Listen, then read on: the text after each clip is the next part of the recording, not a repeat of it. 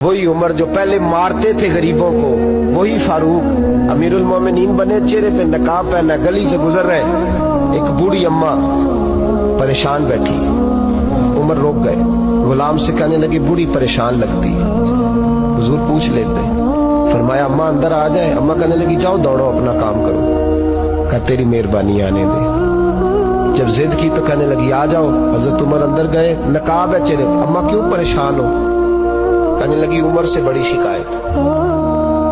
کیا ہوا؟ کہنے لگی بوڑھی بھی ہوں، بیوہ بھی ہوں، بے اولاد بھی ہوں، 25 دینار کا قرضہ چڑھ گیا، 3 دن ہو گئے روٹی نہیں کھائی، عمر امیر المومنین ہے، اس نے میرا حال ہی نہیں پوچھا۔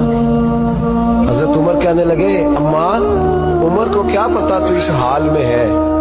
تو مدینے کی وہ بوڑھی عورت بھی جانتی تھی کہ جمہوریت کیا ہوتی ہے، جمہوریت کیا ہوتی ہے۔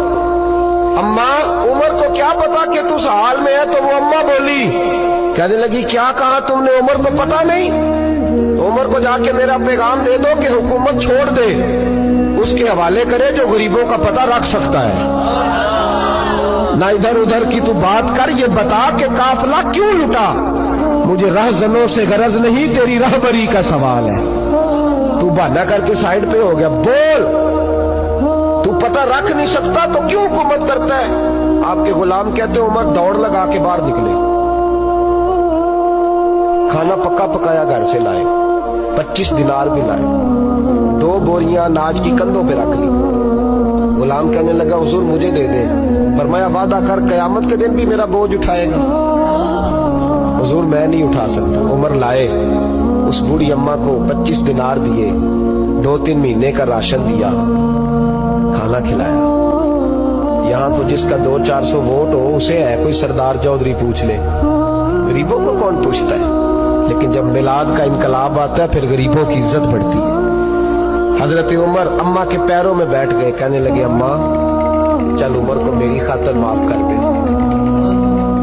اماں نے ایک لفظ کہا تو آپ کے غلام کہتے ہیں عمر کو اتنا روتے کبھی نہیں دیکھا جتنا عمر آج روئے۔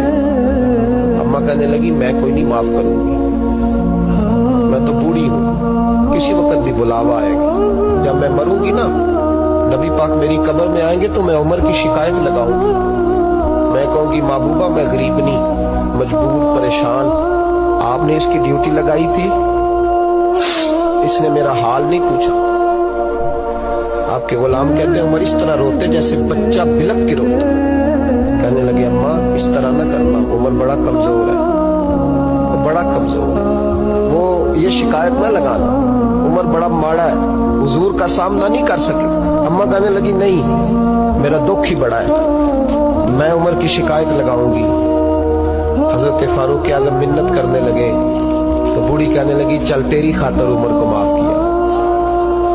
حضرت عمر کہنے لگے مجھے لکھ کے دے، اماں کہنے لگی تم لکھ دو میں سائن کر دیتی ہوں۔ حضرت عمر نے لکھا فلاں بنت فلاں عمر سے ناراض تھی، پھر عمر نے راضی کر لی۔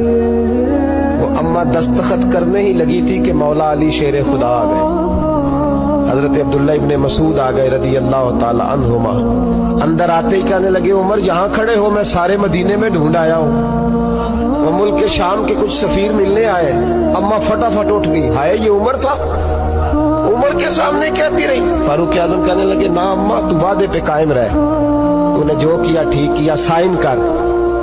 اماں نے دستخط کیے تو حضرت عمر حضرت مولا علی شیر خدا کرم اللہ تعالی وجہ الکریم کو خط دے کے کہنے لگے علی گواہ کے سائن آپ بھی کر دو، عبداللہ بطور گواہ تم بھی دستخط کر دو۔ جب سائن کر دیے تو حضرت عمر نے رکا لپیٹا اور حضرت علی کو دے کے کہنے لگے علی مجھے امید ہے میں تم سے پہلے دنیا سے چلا جاؤں، جب میں مر جاؤں تو یہ رکا میرے کفن میں رکھ دینا۔